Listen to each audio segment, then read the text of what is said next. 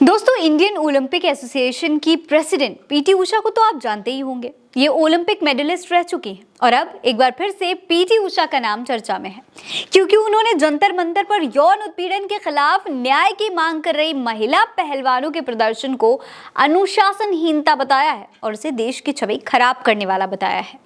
हालांकि दोस्तों, एक वक्त ऐसा था जब खुद पीटी उषा भी अपने साथ हुए अन्याय की बात करते हुए रोने लगी थी। बाकायदा प्रेस कॉन्फ्रेंस करके उन्होंने अपनी बात कही थी। असल में साल 2009 में भोपाल में 49वें राष्ट्रीय ओपन एथलीट मीट का आयोजन हुआ था। इस मीट में पीटी उषा भी पहुंची थी।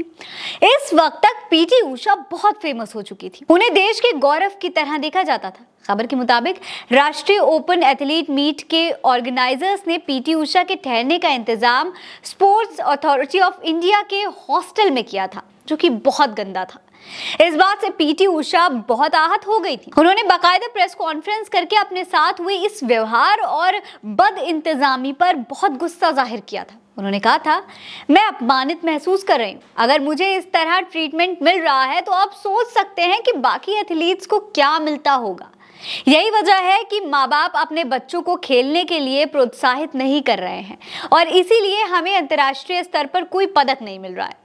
अपनी बात बताते बताते उस वक्त पीटी उषा रोने लगी थी। पीटी उषा की इस प्रेस कॉन्फ्रेंस के बाद सरकार की खूब फजीहत हुई थी। हंगामे के बाद मामले को शांत करने के लिए मध्य प्रदेश एथलीट फेडरेशन के अधिकारियों ने उषा से मुलाकात की थी और राज्य सरकार ने अपने खेल निदेशक को इस घटना की जांच करने के लिए भी कहा था, जिसके बाद राज्य सरकार पीटी उषा को एक पॉश होटल में शिफ्ट करने के लिए भेज दिया था। तब खेल कल्याण मंत्री तुकोजी राव पवार ने इस घटना पर सार्वजनिक रूप से खेद भी जताया था। लेकिन वहीं अब राज्यसभा सांसद बनने के बाद बाकी महिला पहलवानों का अपने न्याय के लिए आवाज उठाना उन्हें अनुशासनहीनता लग रहा है।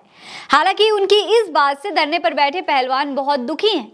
विनेश फोगाट कह रही हैं कि हम तो पीटी उषा से इंस्पायर्ड थे, बचपन से ही उन्हें फॉलो करते थे और आज एक महिला होकर वो दूसरी महिला खिलाड़ियों के लिए ये सब बोल रही हैं। ये बहुत गलत है। पीटी उषा को भारतीय ओलंपिक संघ का अध्यक्ष बनाया गया तो ये उम्मीद थी कि अब इस संगठन का बेहतर काम होगा। भारतीय ओलंपिक संघ के 95 साल के इतिहास में ऐसा पहली बार हुआ था कि कोई आईओए की प्रमुख पहली ओलंपिक और अंतर्राष्ट्रीय पदक विजेता बनी हो। कहा जा रहा था कि एक खिलाड़ी को एक दूसरा खिलाड़ी ही बेहतर समझ सकता है, लेकिन पीटी उषा को जब से राज्यसभा सांसद के पद का लाभ मिला है तब से वो सब कुछ भूल गई हैं। अपने लिए वो रो रो कर न्याय मांग रही थी, लेकिन आज बाकी खिलाड़ियों की मांग उन्हें अनुशासनहीनता लग रही है। इस पर आपका क्या कहना है, हमें कमेंट करके जरूर बताएं। वीडियो पसंद आई हो तो लाइक करें, चैनल को सब्सक्राइब करना ना भूलें। मेरा नाम फरीन अंसारी है। जय हिंद, जय भारत।